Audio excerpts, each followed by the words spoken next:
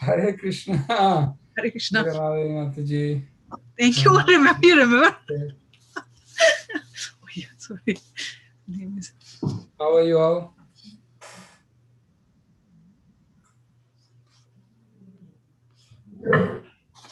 I'm so happy to see you all. Thank you so much for joining for the Bhakti Shastri class. I extend a warm welcome to those who joined first time. If you can just take a minute to introduce yourself, that'll be nice.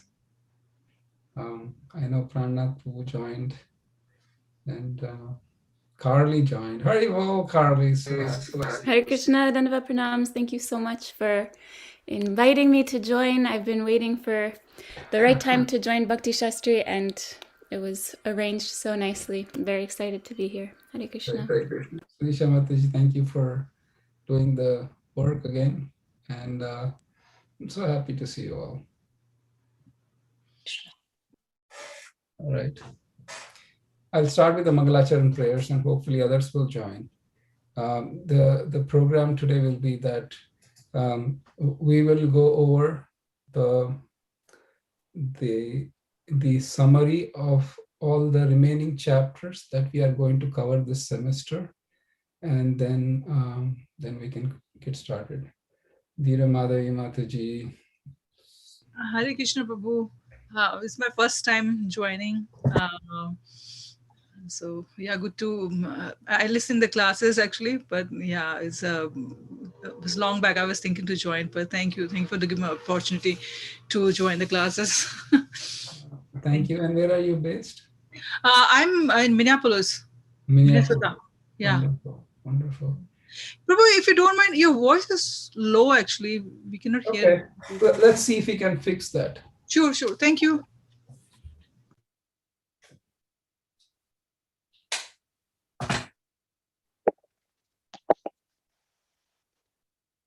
Are you able to hear me better now? Is it the same, better, or worse? It's better, bro. Better. Yeah. It's better? Okay. How about now? Yes, Prabhu. All right. Okay, I welcome all the devotees.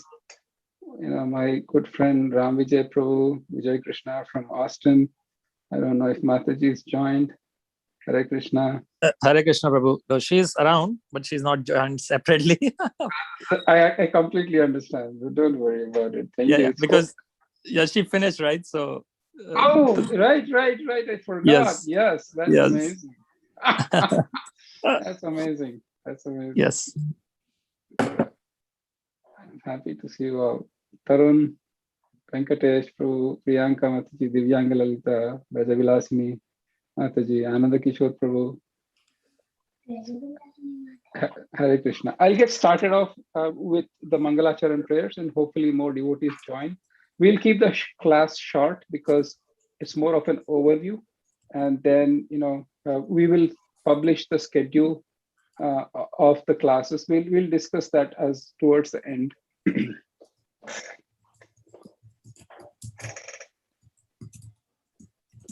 Om Ajnanatimirandasya Jnananjana Shalakaya Chakshurunmilitam Yena Tasmai Shri Guruve Namaha. Shri Chaitanya Manobhishtam Stapitam Yena Bhutale Swayam Rupa Kadamahyam Dadati Swapadantikam Vandeham Shri Guroh Shri Utapada Kamalam Shri Gurun Vaishnavamscha Shri Rupam Sagrajatam Sahagana Raghunathanvitam Tvam Sajivam Sadvaitam Savadutam Parijana Sahitam Krishna Chaitanya Devam Shri Radha Krishna Padam Sahagana Lalita Shri Vishakanvitamscha He Krishna Karuna Sindho Dinabandho Jagatpate Gopesha Gopika Kanta Shri Radha Kanta Namostute Tapta Kanchana Gaurangi Radhe Vrindavaneshwari Vrishabhanusute Devi Pranamami Haripriye Vancha Kalpatarubhayascha Kripa Sindhubhya Evacha Patitanam Pavanebhyo Vaishnavebhyo Namo Namaha. Jai Shri Krishna Chaitanya Prabhu Nityananda Shri Advaita Gadadhara Srivasapandit Gaura Bhakta Vrinda. Hare Krishna, Krishna Krishna, Hare Hare, Hare Rama, Rama Rama, Hare Hare. Hare Krishna, Krishna Krishna, Hare Hare, Hare Rama, Rama Rama, Hare Hare. Hare Krishna, Krishna Krishna, Hare Hare, Hare Rama, Rama Rama, Hare Hare. And we have our youngest friend, Anvaya. Anvaya, why don't you tell us one shloka that you know? Any shloka is fine. It's okay. Even if you get it wrong, it's okay. No? I didn't mean to put you on spot, Anvaya. That's okay. That's okay. Priyanka Mataji, Akshay, Ishwari Radha Mataji. So Hare Krishna Prabhuji, Danat Pranam, Jai Shri Prabhupada. So nice to be back after such a long time. I know. Hare Krishna Prabhuji, Dandavat. Dandavat Pranam, Jai Shri Prabhupada. Sanjay Sanchania, Hare Krishna. I'm sorry, I don't, please. If Mrigakshi Mataji came last week, but Sakshi, hey, it's Sakshi. Sakshi Gaurang Prabhu from Ramnath. Hare Krishna Prabhuji. Thank you, Haribo. I think my wife just told me, why don't you put your initiative name? I was just typing in and you caught me at the right time. Hare Krishna. I'm sorry, I didn't mean to put you on spot. But no, Prabhuji, that's fine. How are you, Prabhuji? Good. Thank you so much for asking. At least in US, we are seeing the end, or rather the beginning of a phase where the coronavirus is getting relaxed. So I'm hoping and praying that it remains permanent. But my humble request to you is to make sure to take all the precautions till we, I'm no CDC or something like that, but it's just, I'm saying, just make sure, whatever needs to be done, please do it. Yes, Hare Krishna. Hare Krishna Prabhu. How are you, Prabhu? Good, Sapna Mataji. So happy to see you. Yeah, happy to see you, Prabhu. Successfully finished my first semester. This is the second one. Thank you so much. Congratulations. And then I also would like to, I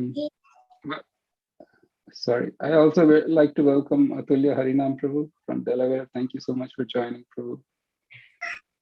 Thank you, Prabhu. Hare Krishna, Dandavat Pranam, Jai Shri Prabhupada. And we have from Japan, Harimohan Mataji. So thank you so much again for joining. Hare Krishna.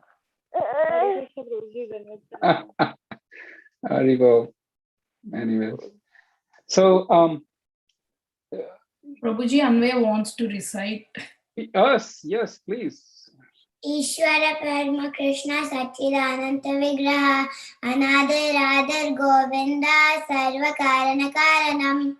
Wonderful verse, and it's a perfect verse to start our session today. All right, so let's start off with something pretty interesting note. We do.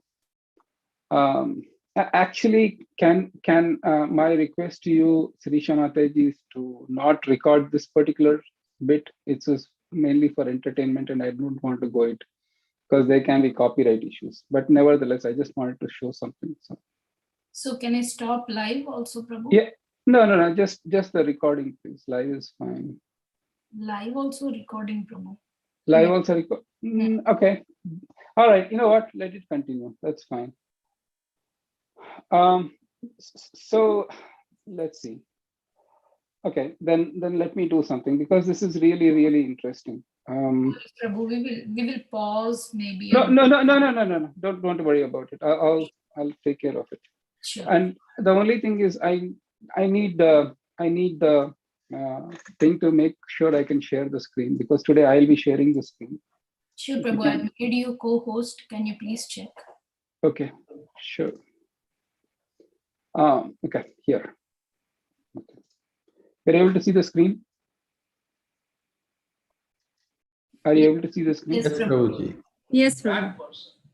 Okay, so this is, I took it from a website where they said investing lessons from Bhagavad Gita.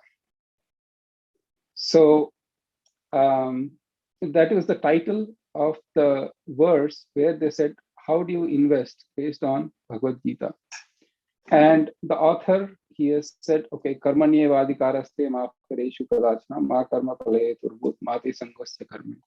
Basically, that is one verse from Gita where everybody uses and where everybody also abuses.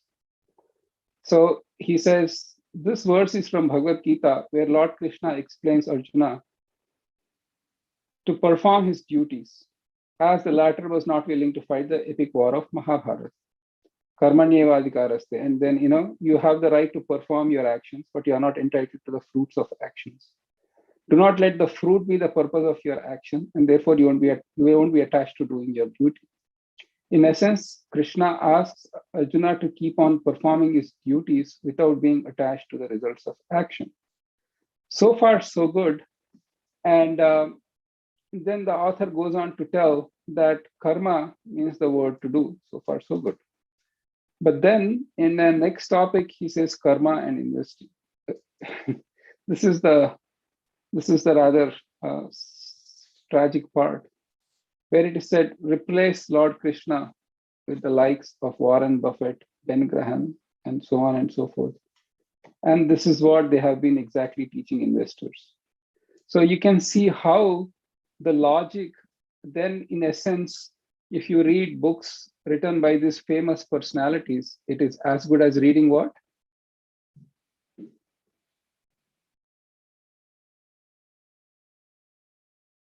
Bhagavad Gita. Right? Isn't that the logic here?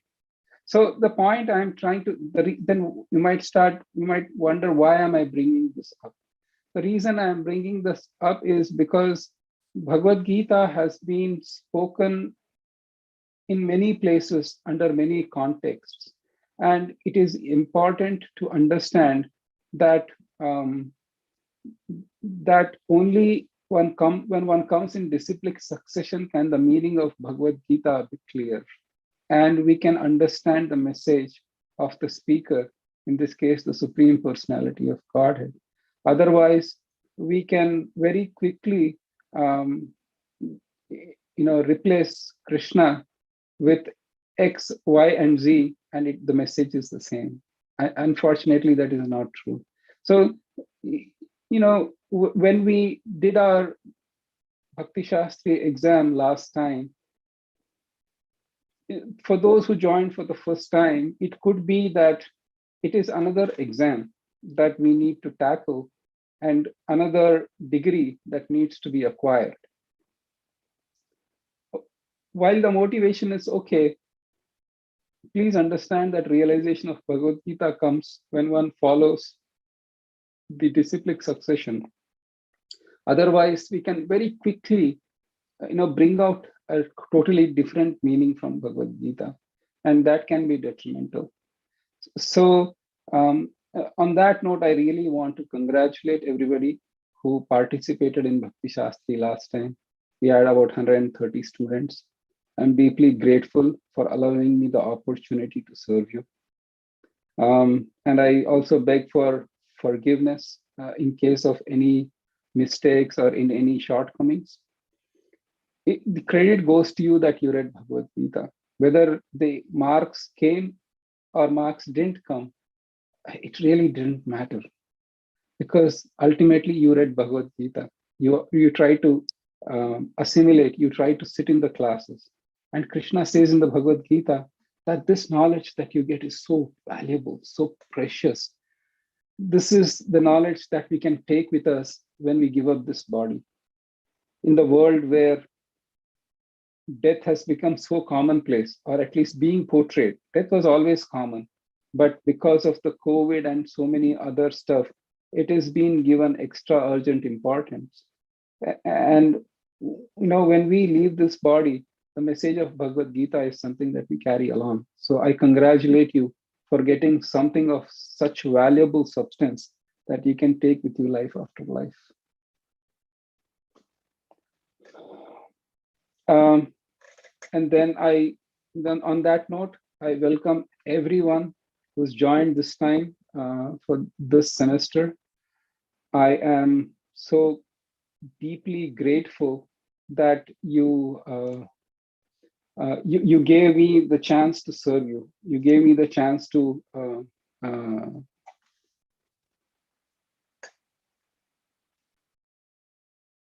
help you along your spiritual journey, and more importantly, the trust that you placed in me. And then I pray on your behalf to Srila Prabhupada, to your spiritual masters, to Srila Prabhupada, to Sriman Chaitanya Mahaprabhu, and to the Supreme Personality of Godhead, Sri Krishna, that may everyone who's participating in this Bhakti Shastri course become keenly attached to your message that you spoke for the deliverance of entire mankind, and may they be exhilarated by studying this message. Yesterday in our Bhakti Vaibhava class, we were doing the 15th chapter of the first canto. Arjuna had gone to Dwaraka to visit Lord Krishna, and Yudhishthir had sent him to find out what Krishna's plan was. The Pandavas were unalloyed devotees of Krishna, and they were engaged in serious conspiracies, very, very serious conspiracies. Can I tell you what the serious conspiracies of the Pandavas was? They were engaged in two conspiracies. The first conspiracy was, what sorts of sacrifices or other festivals can we create so that we can ask Krishna to come to Hastinapur, invite Krishna on the pretext of having a festival or a sacrifice, any Ashwamedha sacrifice, this sacrifice, let's do it. Why? Because then we have a pretext for the Lord to ask him to come to Hastinapur. Or if there is some crisis going on in their life, then maybe Krishna will be very pleased with us and come.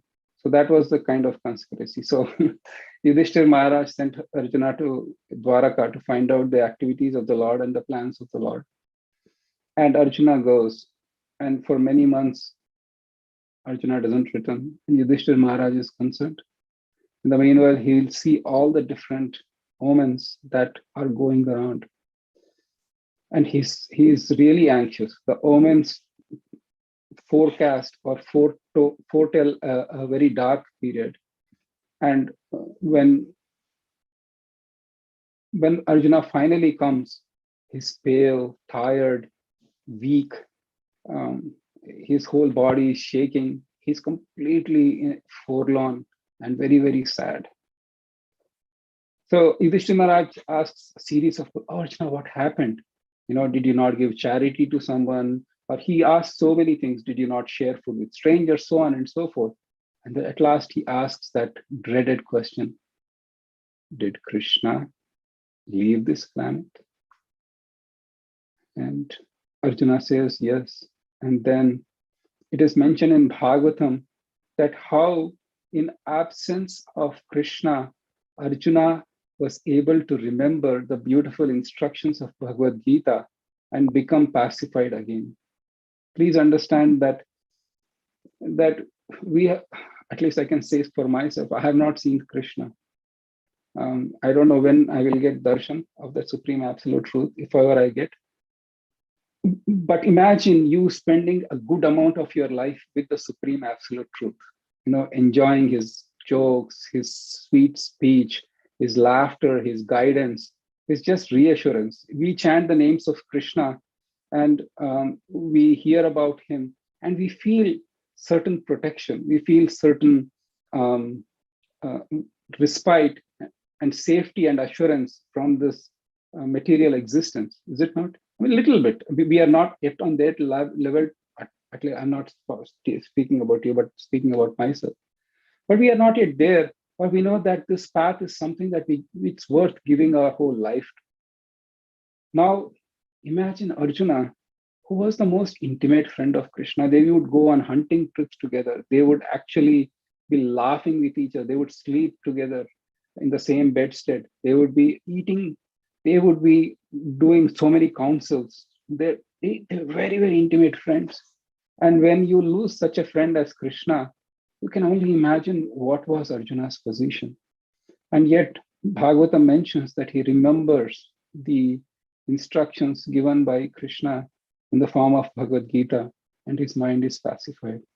So by reading Bhagavad Gita, we also get the same reassurance and satisfaction as Arjuna got, and we can joyfully perform our day-to-day activities in a world that is demanding, and often, there is hard work in this world. Before I go to the next section, we'll have a short class today.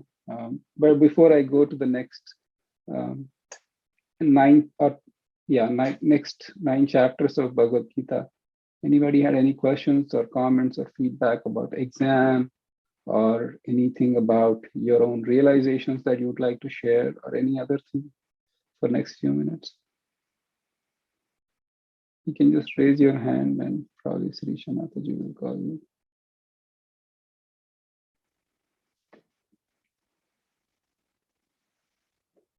Atulya Harinam Prabhu, Hare Krishna. Hare Krishna, Prabhu. Prabhu, I'm not very clear about how the course structure is.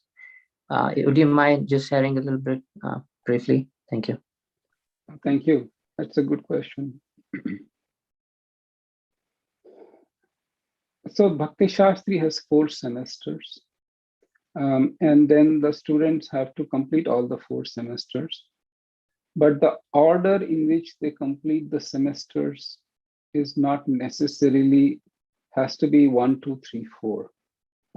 1 is referring to the first semester, 2nd is to the 2nd semester, and so on.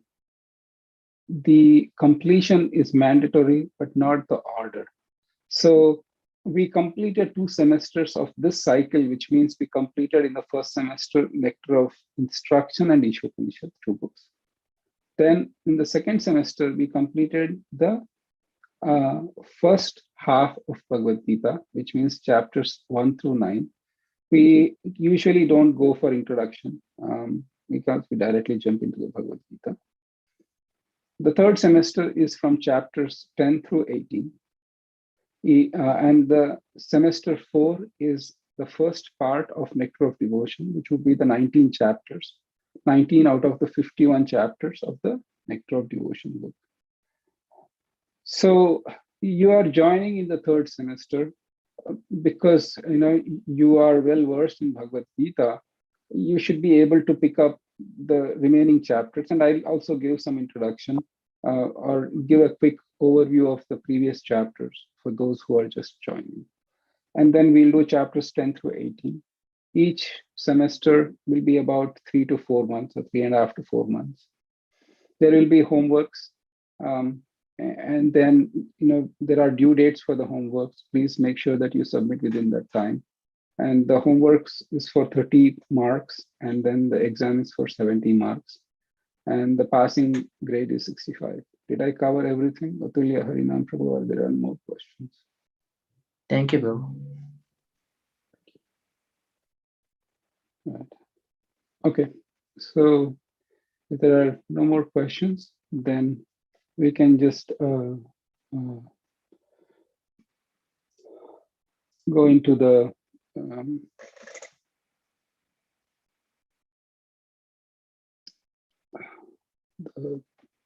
overviews. So let's see.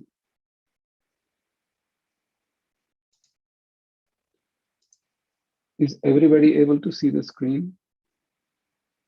Yes, Prabhu, thank you so much. Yes, And my second question is about. Yes, Mataji, go ahead.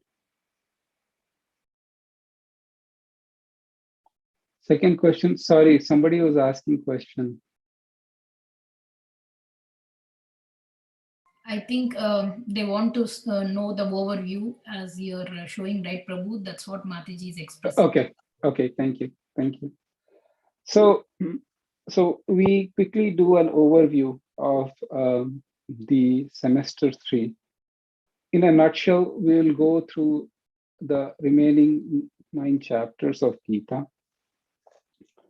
And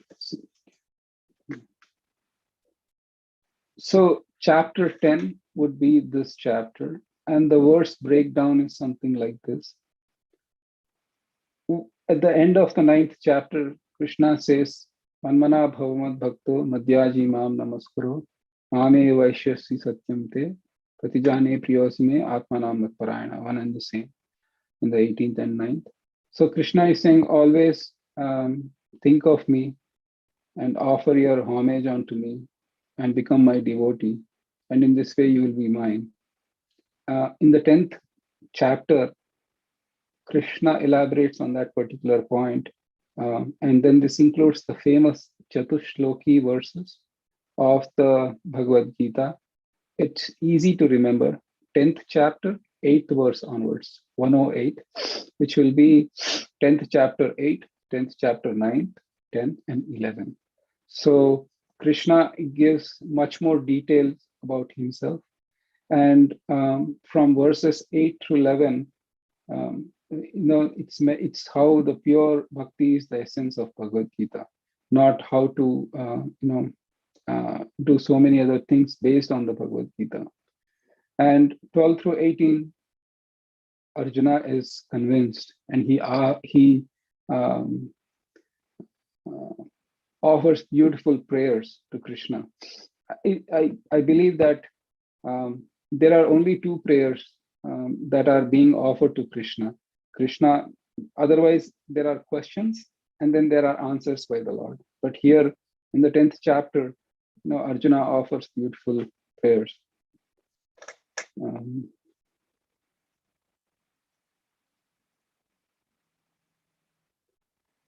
And from 19 through 42, Krishna explains his vibhutis or his opulences. In the verses after his prayers, Arjuna requests Krishna, "Oh Krishna, you are asking me to think of you, but how can I think of you? What are your opulences that I can think of you?"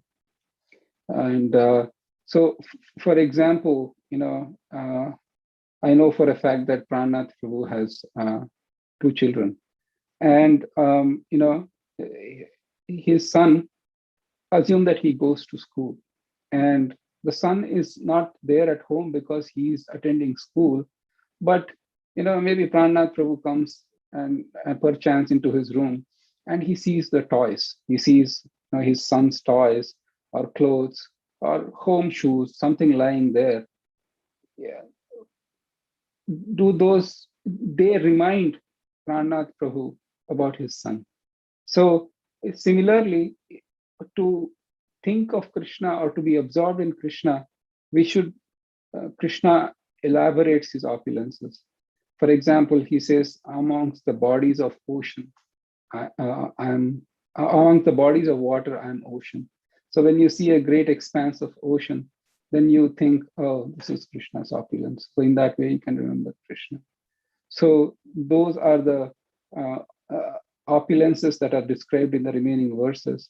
And Krishna says that, look, my opulences are unlimited, but let me just give you just most prominent among them, I'll just give you. And then he says that. But then at the end of the chapter, he says, Atavai bahunaitena kinyatena tavarjuna vishtabhyahamidam krishnam ekamshena sthato jagat. He says, oh Arjuna, what is the point in me describing more opulences? By just a portion or a particle of my portion, I maintain this entire existence. So he leaves it at that point of time. And then in the next chapter, which is the universal form, in the verses 1 through 4, Arjuna requests Krishna to show his universal form. And Lord Krishna describes his universal form. in the next verses, set of verses from 5 through 8. Then Sanjaya describes Arjuna's vision of the universal form, of how it seemed as if thousands and millions of suns rising at the same time, and how the Lord had thousands of hands and mouths and legs and weapons and different types of garlands and fragrances and so on and so forth. And chapters and the verses 15 through 31 describes Arjuna's experience of seeing the universal form. And in that universal form, he sees that all these warriors are just gushing into the mouths of the Supreme Lord. Some are stuck between his teeth, and it's pretty ghastly. By that point of time, Arjuna asks Krishna that this form of yours is terrifying. Who are you and what's your mission? And from 32 through 34, Krishna's reply, time I am the destroyer of the three worlds. And he says, just become my instrument. All these warriors that you told in the first chapter, you were afraid of killing them, thinking that you are taking the responsibility of killing them and thus go to hell. Actually, in reality, they are killed by me. But just merely become my instrument and just get this done. And 35 through 46, again, there is second set of prayers by Arjuna, the Bhagavad Gita. And in the last few verses, Arjuna asks Krishna to show his four-handed form. He's scared of the form. In fact, in the verses 35 through 46 in the Arjuna's prayers, Arjuna asks Krishna, Krishna, please forgive me. In jest, in humor, I thought you as my friend, and then I must have insulted you.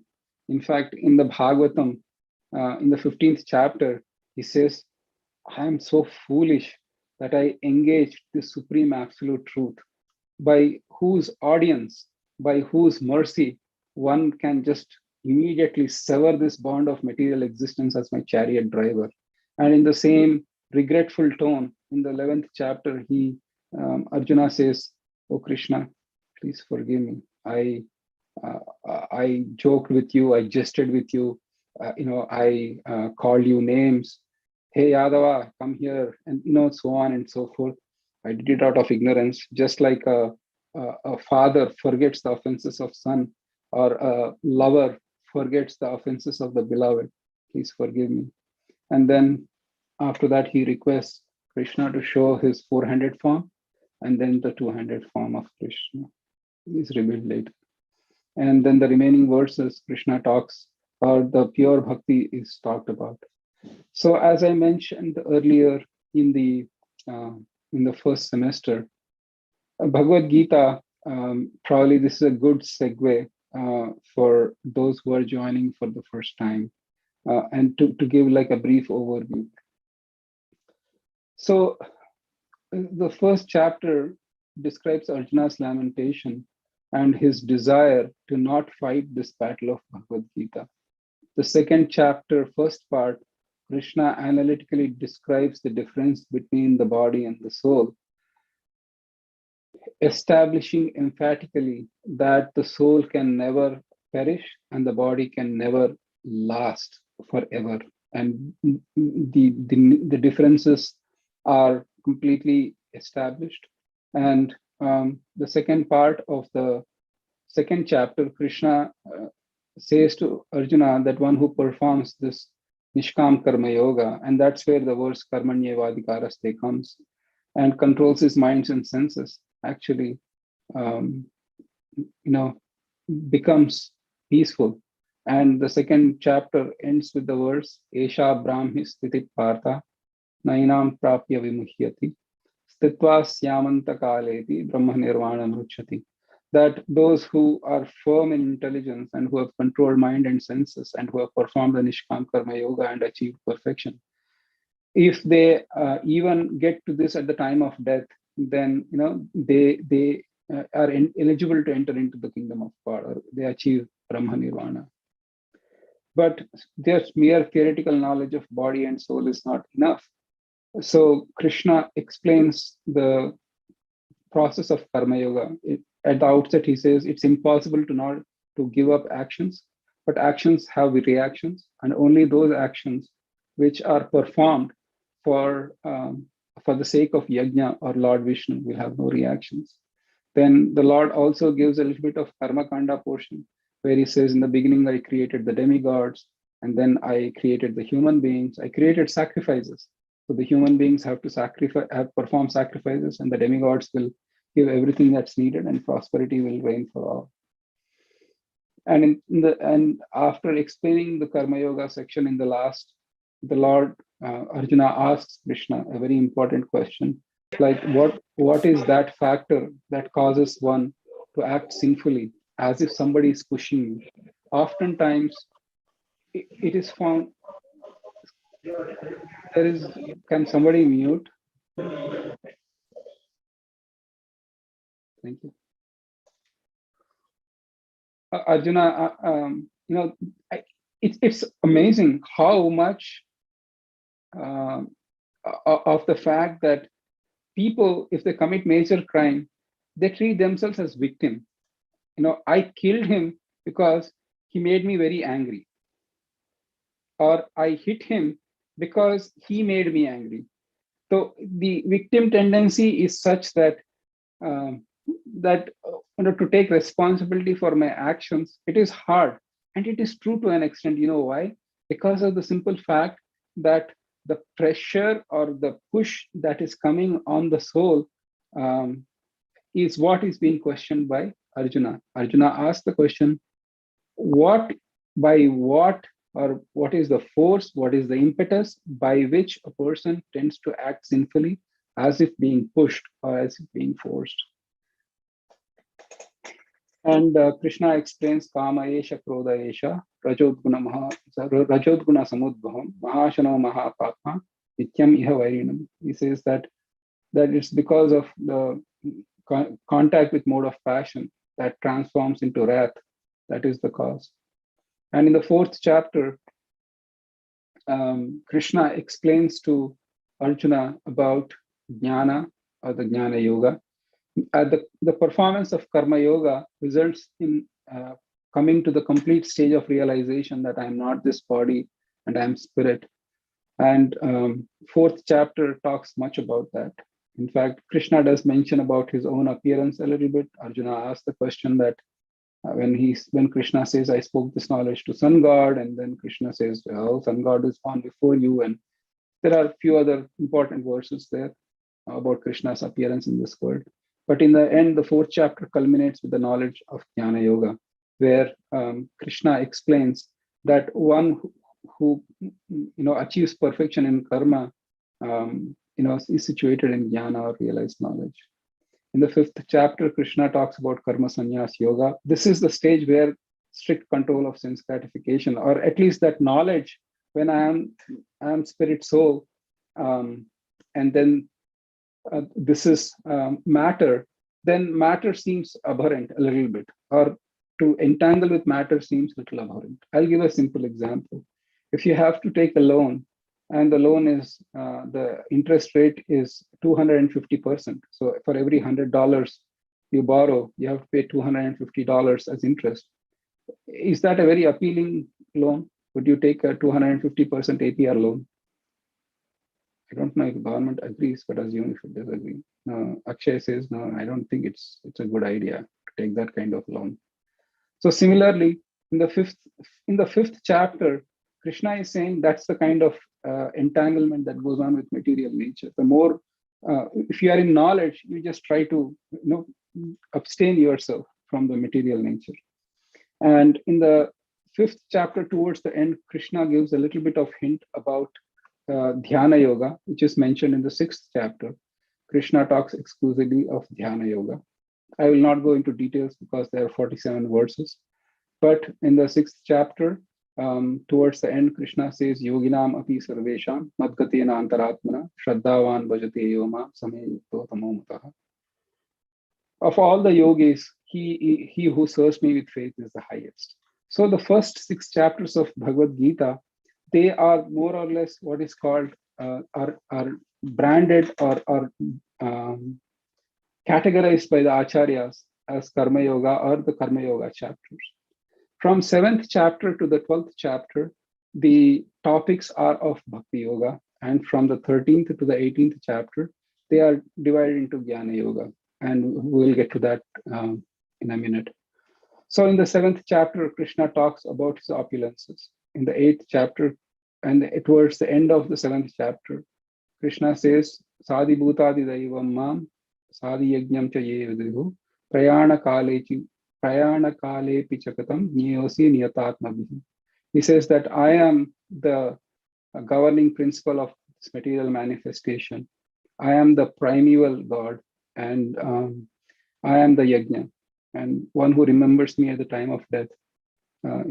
He is the true knower, and he comes to me. So immediately in the 8th chapter, Arjuna asks those questions. What is Adi Bhuta? What is Adi Daiva? What is Adi Yajna? And how can one remember at the time of death? And the 8th chapter, Krishna explains all the 6-7 topics in 2 verses, and he spends the remaining chapter talking about how there are various ways of passing away from this world, and how when they pass in certain time, return, how when some pass in certain time, again do return, some don't return. And towards the end, Krishna again emphasizes bhakti or devotion. And in the 9th chapter, Krishna talks of unalloyed pure devotion. That's where actually the relationship with Krishna is seriously established in few verses. I'll come to that. But in the beginning of 9th chapter, Krishna talks more about his opulences in a more detail than in 7th chapter. And then 2 verses from the 9th chapter establish his relationship with his devotees. The first one is the 22nd verse in the 9th chapter, where he says, Ananyas Chintayantoma Yejana Paryupasate Tesham Nityaviyuktanam Yoga Kshemam Vahamyam. He says that those who perform unalloyed devotion to me, to them I carry what they lack and I preserve what they have.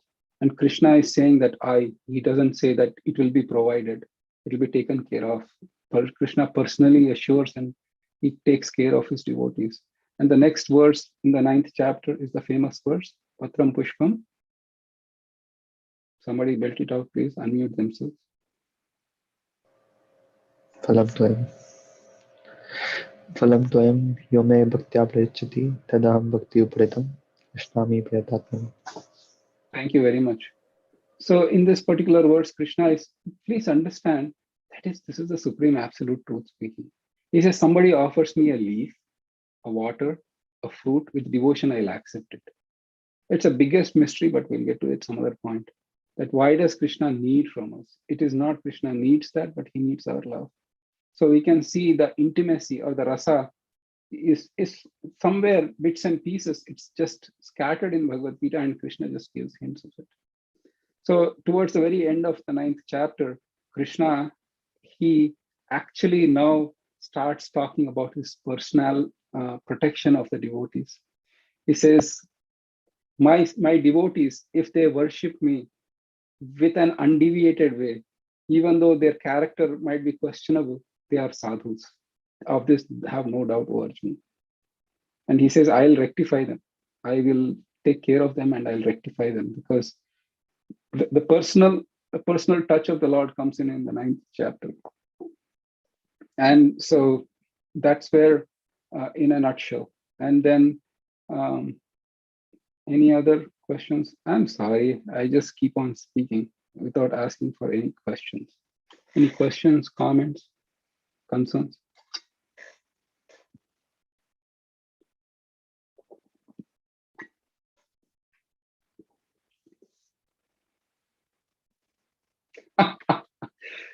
Is everybody?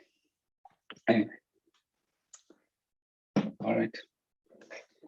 So we'll come back again. Atulya Harinam Prabhu, is that a good enough introduction, or was it so hopeless? That was first class, Prabhu. Thank you for recapping the Bhagavad Gita. Thank you. Pranath Prabhu, what do you think? Was there anything I forgot to add? You can correct me. Oh, Prabhuji, thank you so much. It was very nice recap. Okay, thank you. And which you will visit in a more elaborate fashion in maybe 1 year's time or 1.5 years' time when we get to do the thing again. All right, let's go to chapter number 12. chapter number 12 is titled the Bhakti Yoga or Devotional Service.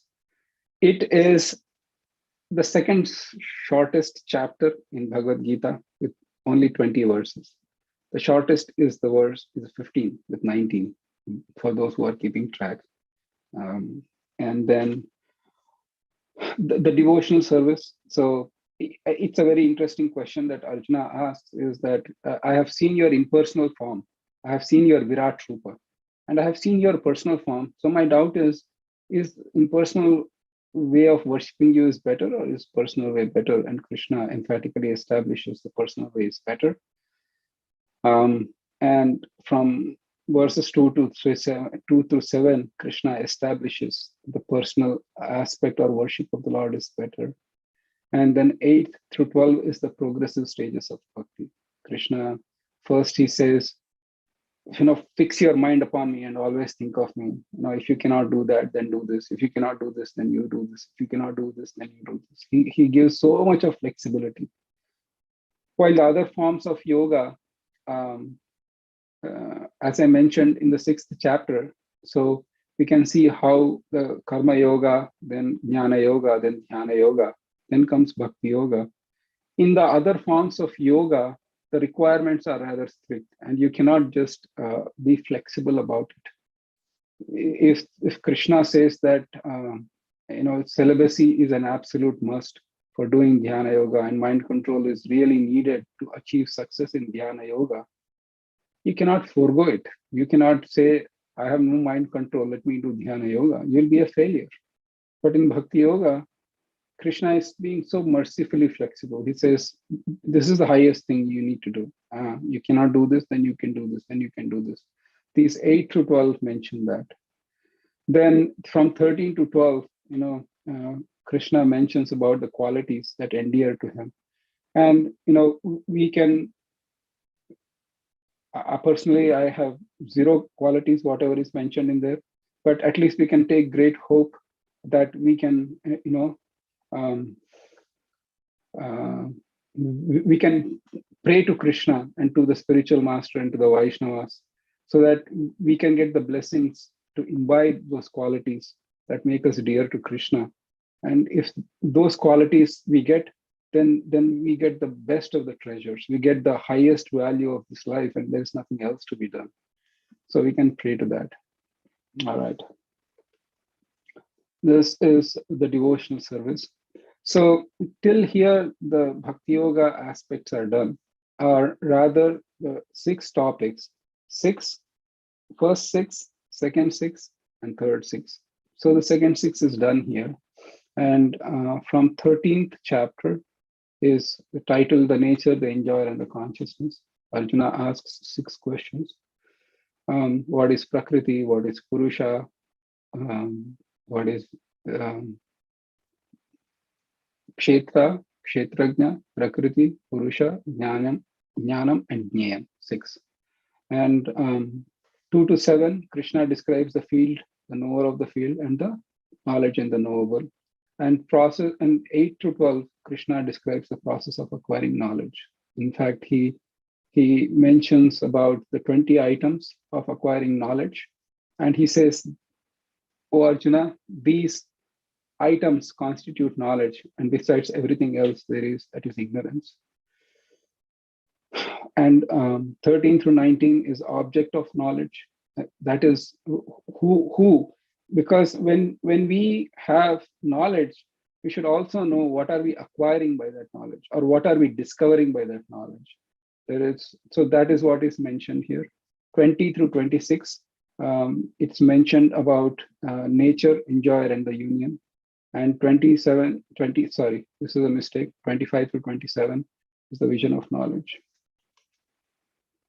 So this last thing I messed up, my apologies. I'll look it up again. This is the 13th chapter. 13th chapter is somewhat technical. 14th chapter is more relatable. 14th chapter talks of 3 modes of material nature. When Krishna talks about the conditioning of the soul by the modes of material nature in the 13th chapter, or he gives a brief hint The 14th chapter elaborately explains that. The conditioning of the souls by the material modes, how are they conditioned, the effect of conditioning by the modes, the happiness they feel and the distress, and how when you quit the body, what happens. And 19 to 27, is transcending the modes. And it ends with the famous verse. What is that famous verse? Somebody help me out here. Brahma Bhuvaya Kalpate. Somebody can text it or pull it to me. The last verse where Krishna says, oh, now I get it. Mam chayo avyabhicharena bhakti yogena sevate sagunan samatityaitan brahma bhuyaya kalpate. Krishna explains that one who performs unalloyed devotion unto me transcends the modes of material nature. When we read the modes of material nature, it gives us a very startling glimpse into our own situation, that how foolishly I'm just talking about myself, how foolishly I think I'm the doer, I'm the controller, and I'm the enjoyer. But the modes are actually, they are subtly pushing me to do everything, and just I am thinking I'm the doer. And you can see how difficult it is to cross over the conditioning of the modes of material nature. But Krishna mercifully says that the path that we have taken, or the path that our spiritual master Srila Prabhupada has given us, the path of unalloyed devotion, is such an easy way to transcend the modes of material nature, which the yogis and the sages perform severe austerities and penances and meditations to kind of come to that conclusion. I'll stop here. Any questions, any comments?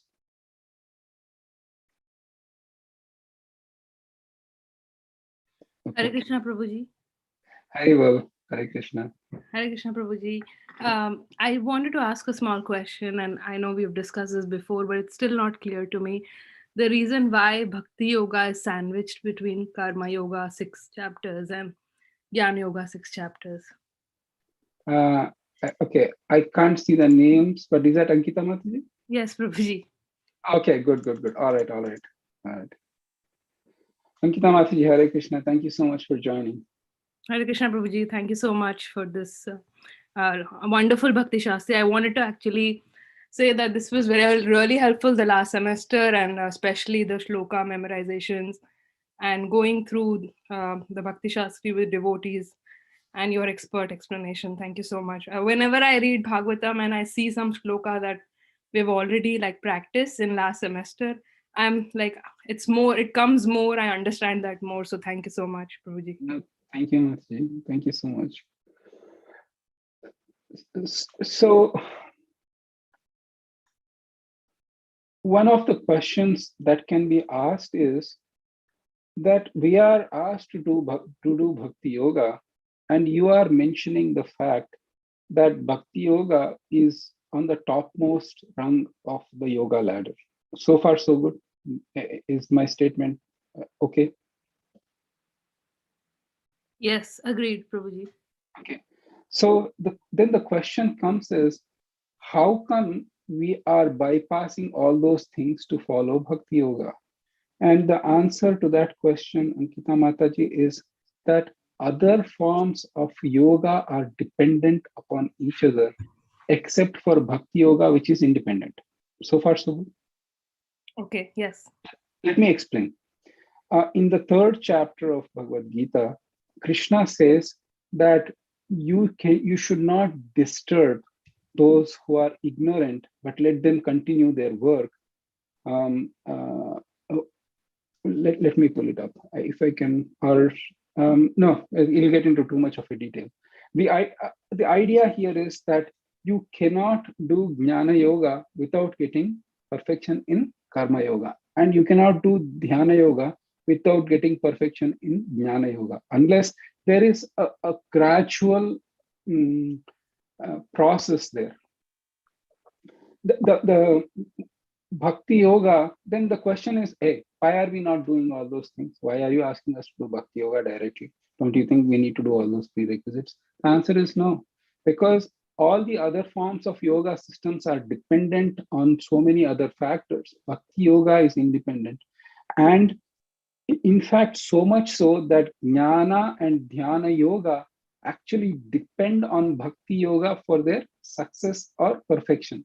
And therefore, the acharyas have said that since without having a touch of bhakti, neither jnana nor karma yoga will be successful. So bhakti is sandwiched in between these two. And that's the answer the acharyas give. Is that okay? Yes, Prabhuji, thank you so much. This was a wonderful explanation. Yeah, it's much clearer now. Thank you so much. Thank you, Matthew. And please understand that one last thing on that yoga ladder before we move on is no yoga ladder is 100% of the same. For example, I am a karma yogi, which means I'm 100%. No, I'm not 100% karma yogi. It is majority of my work or my spiritual path practice is karma, but there is a mix of bhakti, because without having that bhakti in karma, you cannot achieve perfection. For example, in karma yoga, it is mentioned you offer your foods to Lord Vishnu. Well, unless you know who Lord Vishnu is and why we need to offer, why would I offer? Somebody would come and say, hey, offer me your foods. You'd say, are you Vishnu that you need to offer the foods? No, I'm not. So the idea is there is a touch of bhakti in all other yoga systems. But bhakti yoga in of itself is independent. And unless there is a touch of bhakti in other yoga systems, they won't achieve perfection. So again, sorry for the long-winded explanation, but hope that kind of helps. Yes, Prabhu, that summary actually helped. Thank you so much. Perfect. Thank you. All right. So the next chapter is what is the yoga of the Supreme Person. This is the 15th chapter. Krishna actually says, there he describes what the material world is and how it is like an inverted banyan tree. And then he says that you have to firmly take the axe of knowledge and detachment and should be able to cut this strong rooted tree of material existence. And 7 through 11, Krishna, he explains the transmigration of the living entities. He says, the living entities are my part and parcels. Amay vamsho jiva loke, jiva bhuta sanatanaha, manashashtani indriyani prakriti sthani karshati. He says that the jivas are my part and parcels, but since time immemorial, they have been struggling with the matter or fighting with the matter. And that's mentioned here. 12 through 15 is appreciating Krishna's position as our maintainer in the world. For example, he says, Aham Vaishvanaro Bhutva Praninam Deham Ashritaha Pranapanav Samayukta Pakshamannam Chaturvidham. We read this Bhagavad Gita chapter, especially this verse during the Annaprashana ceremony for the baby, and because Krishna is saying, I am the fire of digestion that is sitting in the stomach, that kind of destroys or that kind of digests the 4 types of foodstuff. If Krishna was not there, no matter the finest of foodstuffs you will eat, the most delectable of foodstuffs if you eat, there is no digestion power in the stomach. The food actually will be nice tasting on the tongue for a few seconds, but once it goes into the stomach, it will be the source of utter pain because I don't have any digestive power. And that Krishna, and then please understand, I don't have, my body doesn't come with any, like, you have that thermostat where you can increase and decrease the temperature. I don't have a digestive power stat where I can say, okay, fire of digestion, let my temperature be today, like, pretty high because I need to eat a lot of foodstuffs. You don't have anything. It's Krishna's prerogative on how the food gets digested. So that's mentioned here in the 15th, 12 through 15. And 16 through 18, Krishna is saying summary of the Vedas and Vedanta. And in the 19th, Krishna says that those who know me, they know everything. Because Krishna is the ultimate noble or the ultimate object of knowledge through all the sacrifices. And that's mentioned there. This is the summary of the 15th chapter. In the 16th chapter, Krishna turns his attention to the demoniac and the divine natures. In the first 2 verses or 3 verses, he enlists the qualities of the divine nature. And from through 8, Krishna explains about the demoniac qualities. He assures Arjuna, you are a divine personality, don't worry. The Acharyas say that Arjuna was about to start this war and to fight.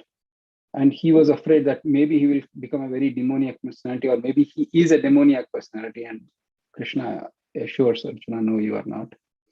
And then 10 through 20 actually give mention about the activities of demoniac people and their consequences. It's just how the demoniac people are willing to sacrifice or kill anybody or maim anybody or hurt anybody for their own sake, for their own selfish desires. And Krishna says that, they repeatedly take birth amongst the lower species. And then 20 through 24, Krishna talks about demoniac tendency. And one of the startling differences between divine and demoniac are that the divine have full faith in scriptures, and the demoniac, they are completely against scriptures. That is one of the hallmarks.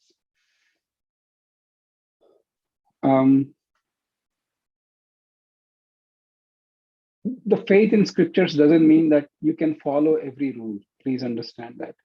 The idea is that I believe in it. I have complete faith in the words of scriptures, but I may not be at that level to follow. I don't resent, the scriptures. But the demoniac people, they actively resent the scriptures.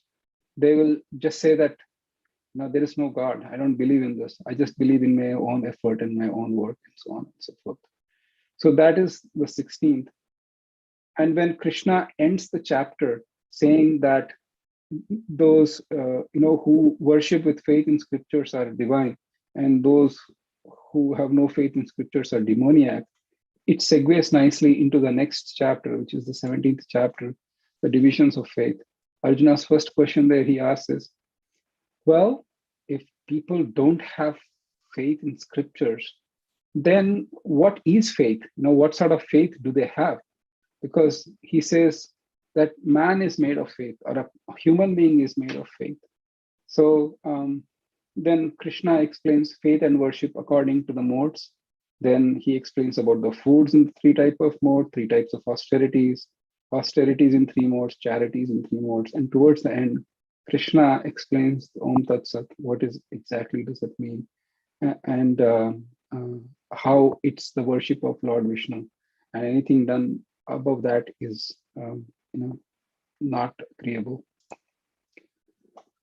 The 18th chapter is the biggest chapter of Bhagavad Gita, consisting of 78 verses.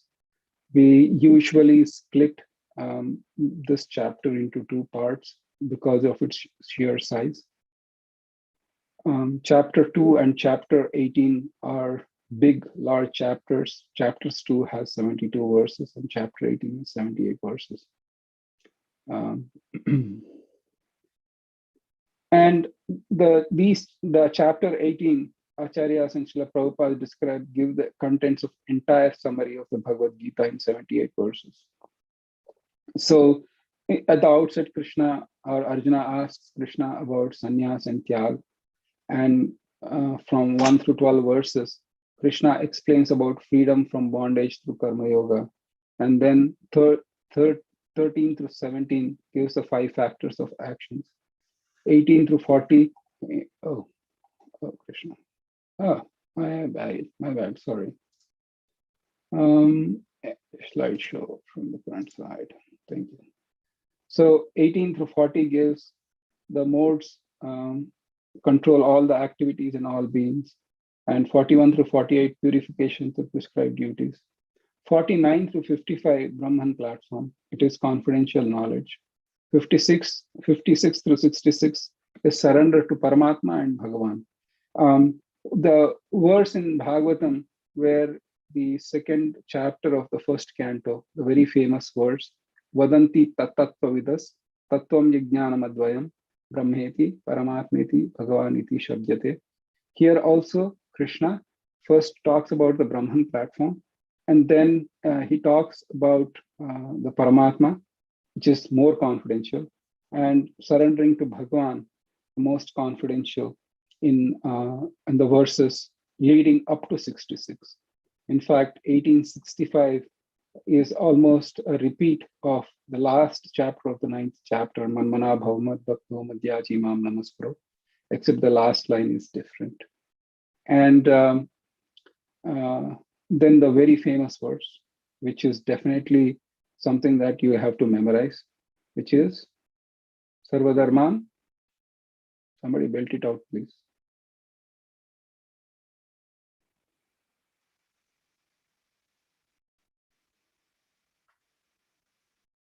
Anyone? I'll say it, Prabhu. Parityaja mamekam sharanam raja ham tvam sarva papebhyo mokshayami masucha. Wonderful, Ankita Mataji. Okay, who else wanted to? Ishwari Radha Mataji? Yes, Prabhu. Okay, go ahead. Sarvadharman parityaja mamekam sharanam raja aham tam sarva papebhyo mokshasyami ma suchaha. All right, 2 more. Sarvadharma parityaja mamekam sharanam raja. Sorry, what? No problems. Please keep trying. It's yeah. Sarvadharma parityaja mamekam sharanam raja aham tu sarva papebhyo mokshasyami ma suchaha. Good job. It's not perfect. Doesn't matter. Doesn't matter. I mean, if you are perfect, there is no need to surrender to Krishna. That's also true. We'll say to Krishna, Krishna, you are perfect, I am perfect, so why should I surrender to you? Anyways, that's besides the point. One last. I can go, Prabhu. Yes, please.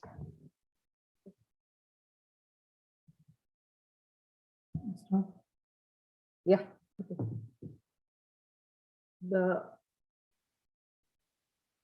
I forgot. It's okay. It's okay. Sarva Dharma. Sarva Dharma parityaja mamekam sharanam raja aham tvam sarva papebhyo mokshayami mahasuchaha. Good job. Good job, man. If anybody asks, since you are Bhakti Shastri students, if anybody asks what is the essence, what is the conclusion of Bhagavad Gita,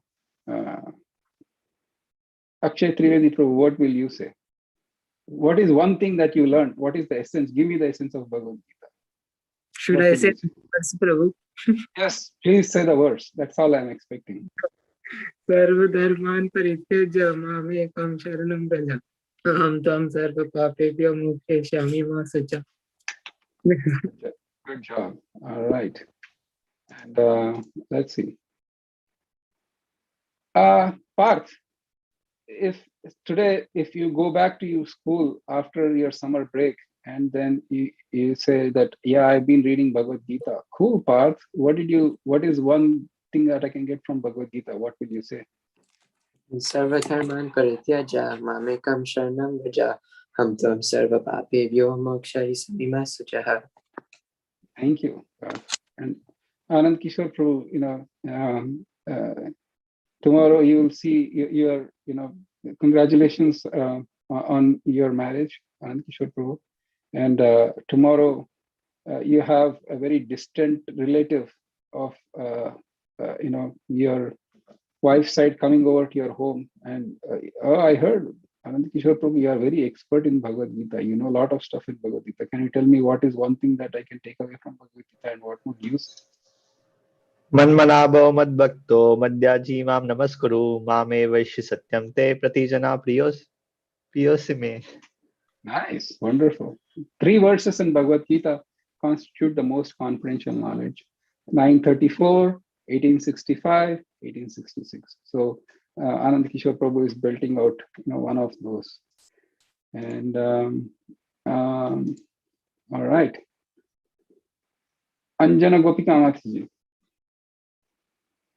Hare Krishna Prabhuji, Danat Pranam. Danat Pranam. What would you say to anybody who says, what is the essence of Bhagavad Gita?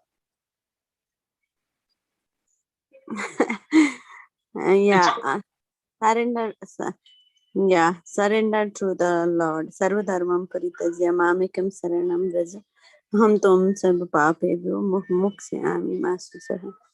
Thank you. Wonderful. Rohini, we'll do it for the last time, and then we can continue. Rohini, are you there? All right. Anyway, thank you. So this is Krishna after giving that particular verse, 67 through 78. There is conclusion where Arjuna speaks of his realization, and where it is also mentioned that those who explain the science to the devotees and those who help others get the Bhagavad Gita, Krishna says that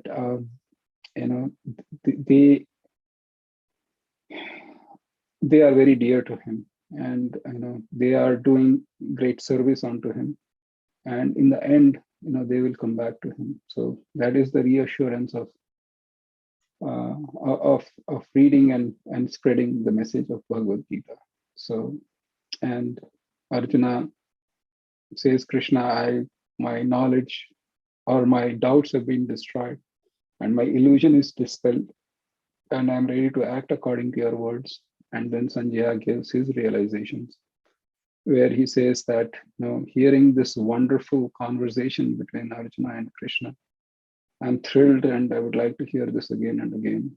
And the last verse of the Bhagavad Gita is Yatra Yogeshwara Krishna, Yatra Partho Dhanurjara, Tatra Shri Vijayur Bodhi Bhravani. It says that wherever there is a bowman like Arjuna, and wherever there is the Supreme Personality of Godhead, there is victory, fame, and righteousness. And that's my opinion. So this ends the overview of the the 18 chapters. All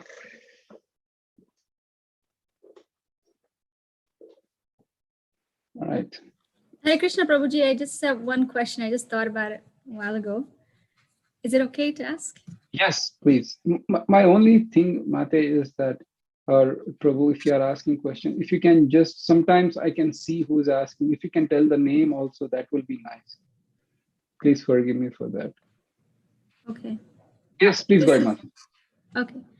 So, you know how the first... Ishwari Radha, now I can see you. See, if you have a camera, then, and if you are being projected, that's nice. Otherwise, I feel I am speaking to a wall or to my computer. Oh, okay. Sorry. No, I am sorry. Yes, Ishwari Radha. Okay. So, you know how our first exam was from chapters 1 through 9, and then now it's from 10 to 18. And there are other devotees who have taken the Bhakti Shastri here, and they were asking me, why aren't you doing 1 through 6, 7 through, like that, the 666 chapters? Why are you doing like this? I said, I'm not the teacher. I don't know why. Only because the Bhakti Yoga chapters, they kind of split, right? So how? So I think logistically, it's easier to do it in 2 semesters, though we will cover all the portions. To have exams and homeworks more number of times, it's always welcome, but logistically and administratively, it's easier, Mate. I would like that suggestion. I really want to do that. But if you have more devotees to volunteer, I'll be more than happy to think of the idea that you gave, which is wonderful. Okay. Thank you, Prabhu. Oh, thank you, Mate. Hare Krishna. Hare Krishna. Yes. Timir Nandi here, Prabhu. Timir, Hari Wow. Hare Krishna. Yeah, so Prabhu, I just remembered a joke. Can I just share it? Yes, please.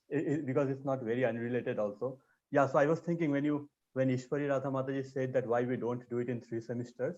So based on whatever your explanation was, if we do like that, then the first semester and the third semester would become useless.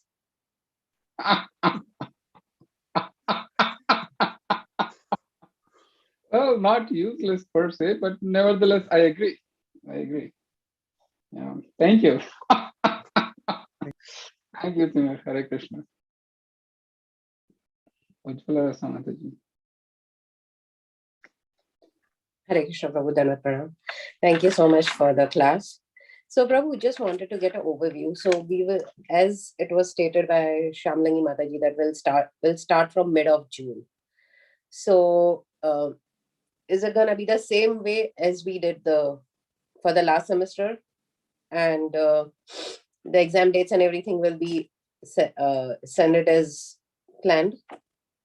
It will be Mataji. So we are working on the calendar, and we will send out soon, starting from mostly June 19th we'll have, and it should be like 3-4 months. Everything will be sent out, the verses for memorization, the homework dates probably not, but the exam date, everything will be sent out. Sounds good. Thank you, Prabhu. Thank you so much. Thank you. So, Kripatita Mataji, you're dialing in from Malaysia. Thank you so much for joining. Hare Krishna. Hare Krishna, Prabhu. Dandavad pranams. I'm so happy to join y'all. We're on a different time zone, though.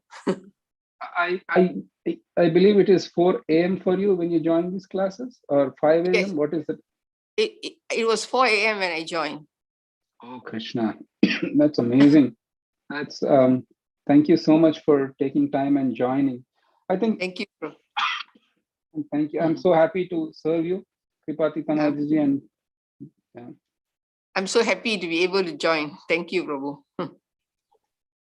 I think that's one thing that we are trying to work on is, because I see that it's for devotees, for devotees, especially in India, it's really difficult to join given this time.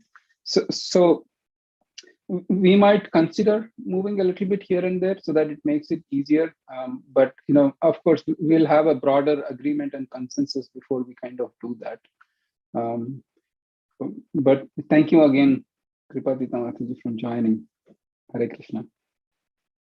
And I welcome you. Yes. Akshay Narasimha, Haribol Pranathu. Go ahead. Prabhuji, a quick question. So it's alternate Sunday, and is it a 2-hour session, Prabhu? Thank you for asking. Yes. So, Pranath, usually based on the chapter, because we ask the devotees to read the chapter in between, usually it is 2 weeks. Yeah, that's what we are trying to standardize. 2 weeks every class. And then for the 18th chapter, it will be 2 classes. So we can break it down like that. Yeah, 2 weeks is something we standardized. Yes. Okay. Every 2 weeks, every 2 weeks we meet. Okay, and so just for planning purposes, and the duration is dependent on the chapter. Yeah, but 3 to 4 months, Pranath Prabhu. 3 to 4 months, and the exam all will be decided upfront. Okay.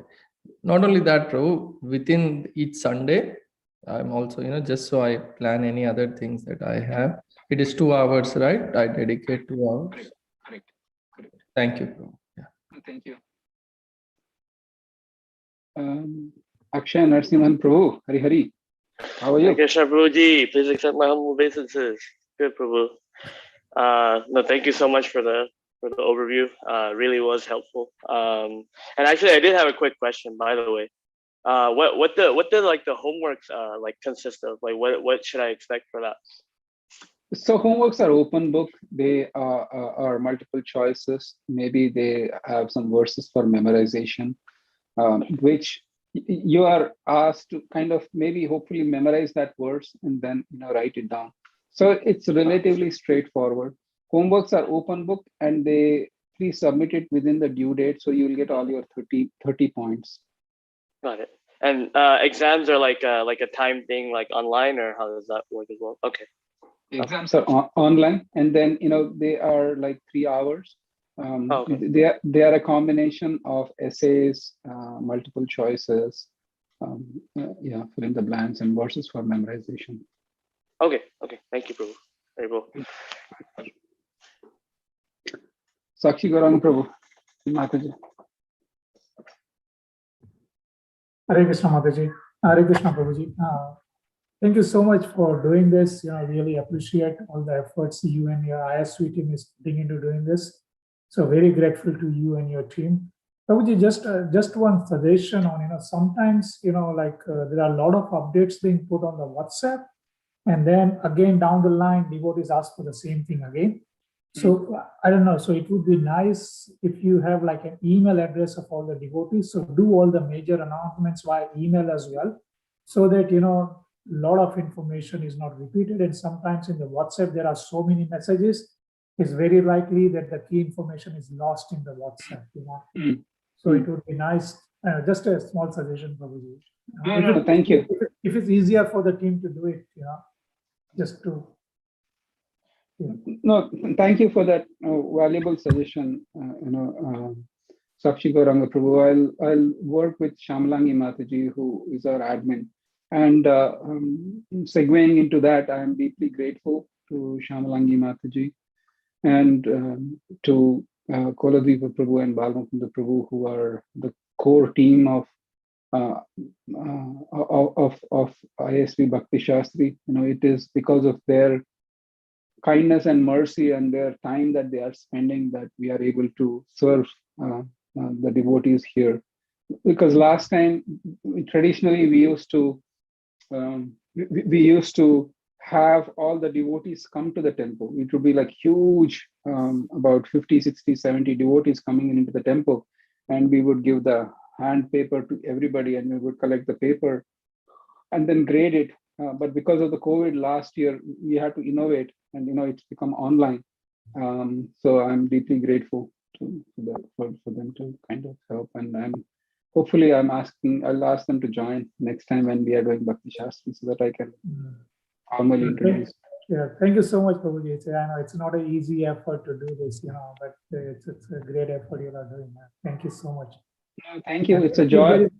If there is any help I can provide, let me know, Prabhuji. We can also. Thank you so much. I will definitely.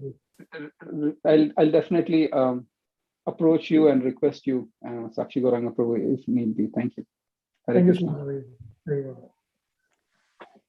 Just to add, Prabhu, actually, the main announcements does come in an email also. Once we have the Bhakti Shastri group, they have the emails which come up with all the announcements. So I think that should be not a... Right. I was hesitant to kind of announce that openly, because I want to double check to see if the list has been updated or not. Otherwise, Sakshi Gauranga Prabhu might not get it, and then so that was where I was a little hesitant and double checking. Yes. I guess whoever is joined new, probably if they've not added, it will. But you will get an updates for all the announcements that we get. Thank you. Thank you, Ujjwala Rasamataji. So on that note, Shamlangi Mataji did send out a Google Doc asking for those who want to participate. Please do fill it out, including your email ID. So that can be added to the list. We can send it out as well. For those who are joining for the first time. So thank you. Other questions, other comments? Okay. So in parting, I'll just want to again welcome the devotees. Krishna says that those who study this sacred conversation of ours worship me through their intelligence. And over the years, I have come to this firm conclusion that reading the scriptures amongst the association of devotees is a pleasure and joy in of itself. And we really live the verse of Srimad Bhagavatam, which is from the 3rd canto, 25th chapter, and the verse number is 25, where Lord Kapila Dev says, Satam prasangan mama virya samvida.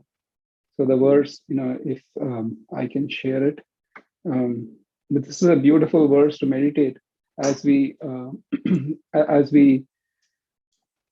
do this study of Bhagavad Gita in the association of devotees. And it just shows about how powerful is the study of scripture, in association of devotees. You can, so if you're able to see the screen, somebody say yes or no. Yes, Prabhu. Yes, Prabhu. Yes.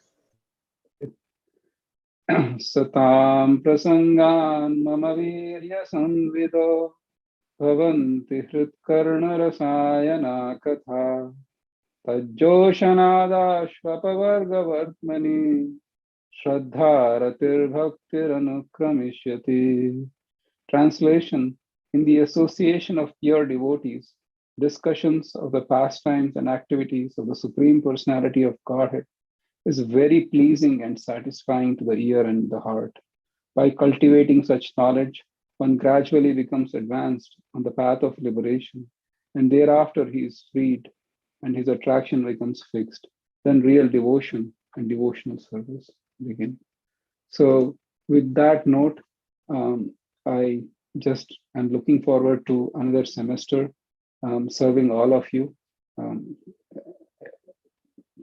to encourage, to inspire, and to find joy in the Lord's words in Bhagavad Gita, which have given solace to millions of souls over the period of many, many years, and they would continue to do so for generations to come. So let's actually, take some time and immerse ourselves in this study of scriptures, which is not only dear to Krishna, but also we'll be serving Srila Prabhupada, who established ISKCON and gave us this wonderful literature to study and relish, and to really find complete satisfaction and freedom from the miseries and doubts that have been assailing us since time immemorial. Thank you very much. Hare Krishna. Any other final questions, comments, concerns?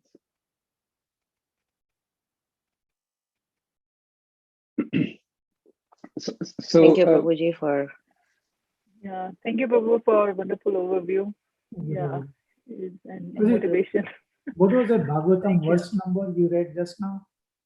3:25, 24. 3:25, 22. Okay. Thank you. 25. 3:25, 25. Okay. Thank you, Prabhuji. Thank you.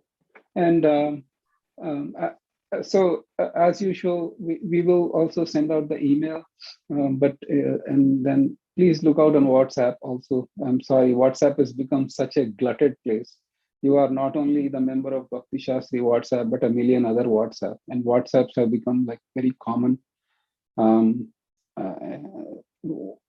You're right in terms of documents being missed and so on and so forth. We'll try our best to work on that.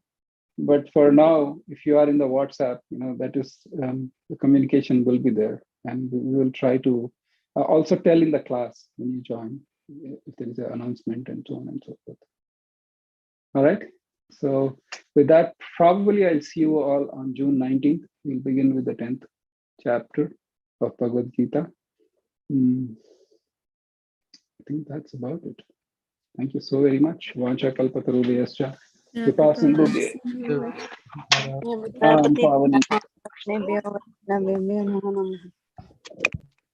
Anantakoti Vaishnavringa. Jai. Jai. Hare Krishna. His Grace Srivasapandit Prabhu ki Jai. Jai. Jai. Jai. Thank you so much, Prabhuji. Hare Krishna. Jai. Thank you so much. Hari Bol. Hari Bol.